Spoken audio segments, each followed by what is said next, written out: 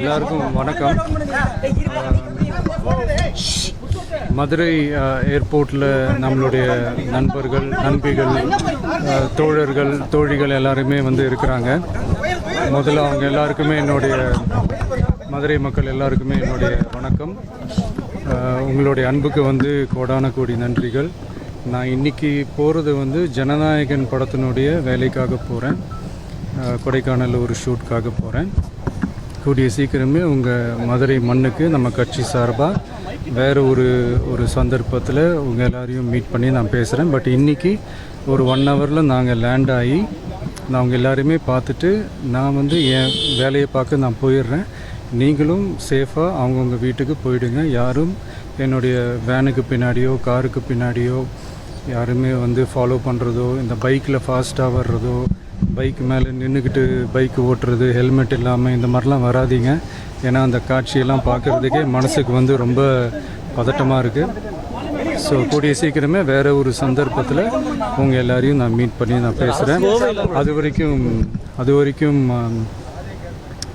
உங்கள் எல்லாருக்குமே என்னுடைய மே தின வாழ்த்துக்கள். Love you all and see you all. And இதை நான் மதுரை ஏர்போர்ட்டில் இந்த மெசேஜை என்னால் கன்வே பண்ண முடியுமான்னு எனக்கு தெரியல. அங்கே சிச்சுவேஷன் எப்படி இருக்குன்னு எனக்கு தெரியல. அதனால தான் இங்கேயே நான் சொல்லிவிட்டு நான் கிளம்புறேன். தேங்க்யூ.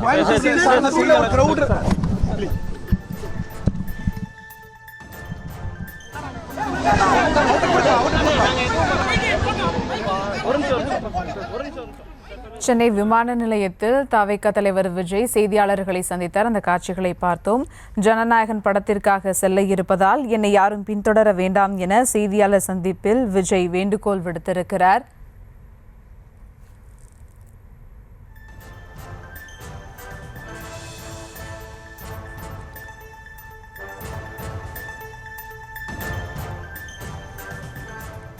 கூடுதல் விவரங்களோடு இணைகிறார் செய்தியாளர் ஜெரி. வணக்கம் ஜெரி. என்னை யாரும் பின்தொடர வேண்டாம் என செய்தியாளர் சந்திப்பில் விஜய் வேண்டுகோள் விடுத்திருக்கிறார் ரசிகர்களுக்கு. கூடுதல் விவரங்கள்.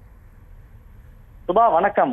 தமிழக வெற்றி கழகத்தின் தலைவர் விஜய் படப்பிடிப்பிற்காக தனி விமானம் மூலம் மதுரை புறப்பட்டிருக்கிறார்.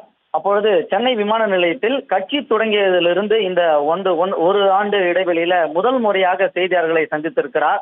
அவர் செய்தியாளர்கள் சந்திப்பு முக்கிய சாராம்சம் புரிந்து கொள்வது என்னவென்றால், அவர் இதற்கு முன்னதாக கோவையில பூத் கமிட்டி பயிலரங்கம் செல்லும் பொழுது அவர் ரோட் ஷோ ஒன்று நடத்தியிருந்தார். அப்பொழுது தொண்டர்கள் ஆரவாரம் மிக்க கரகோஷங்களுடன் வாகனத்தின் மீது ஏறி நின்றும் ஹெல்மெட் அணியாமல் அவர் வாகனங்களை பின்தொடர்ந்து சென்றனர். அப்பொழுது அவர் வாகனத்தில் மேல் ஏறி நின்று கூட ஒரு தொண்டர் அவருக்கு அந்த கட்சி துண்டை கூட அணிவித்திருந்தார். நேற்றைய தினம் அதற்கு வருத்தம் தெரிவித்து தொண்டர்களுக்கு ஒரு நீண்ட நெடிய கடிதமும் எழுதியிருந்தார்.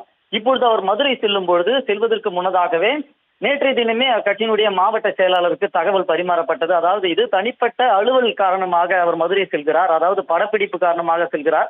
எனவே கட்சி தொண்டர்கள் யாரும் அங்கே ஒருங்கிணைக்க வேண்டாம், வரவேற்பு ஏதும் செய்ய வேண்டாம் என்றும் அங்கு அறிவுறுத்தப்பட்டிருந்தது. இந்நிலையிலும் கூட தன்னிச்சையாகவே அங்க கட்சி தொண்டர்கள் குவிந்திருக்கின்றனர். அப்பொழுது அவர் செய்தியாளர் சந்திப்பில் கூறும்பொழுது கூட மதுரையிலே அங்கு இந்த விஷயங்கள் எல்லாம் என்னால் கூற முடியுமா என்று தெரியவில்லை, அதனால் செய்தியாளர் சந்திப்பிலே செல்கிறேன், கண்டிப்பாக இந்த ஹெல்மெட் அணிந்து செல்லுங்கள், தலைக்கவசம் அணியாமல் வாகனத்தின் பின்னால் செல்வது எனக்கு அச்சமாக இருக்கிறது, வருத்தமாக இருக்கிறது என்றும் இந்த பதிவிலே குறிப்பிட்டிருந்தார். அதே போல தனிப்பட்ட அலுவல் காரணமாக நான் செல்கிறேன் என்றும் இந்த செய்தியாளர் சந்திப்பிலே தெரிவித்திருந்தார்.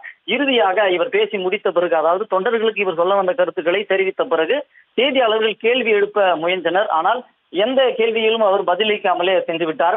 முதலாக கட்சி துவங்கிய பின் இந்த செய்தியாளர் சந்திப்பில் அவர் எந்த கேள்விகளுக்குமே அவர் பதிலளிக்கவில்லை. தொண்டர்களுக்கு தான் என்ன சொல்ல வேண்டுமோ அந்த கருத்துக்களை மட்டுமே சொல்லிவிட்டு சென்றிருக்கிறார். இத்தனை நாட்களாக தமிழக வெற்றி கழக தலைவர் விஜய் ஒரு செய்தியாளர் சந்திப்பை கூட நடத்தவில்லை.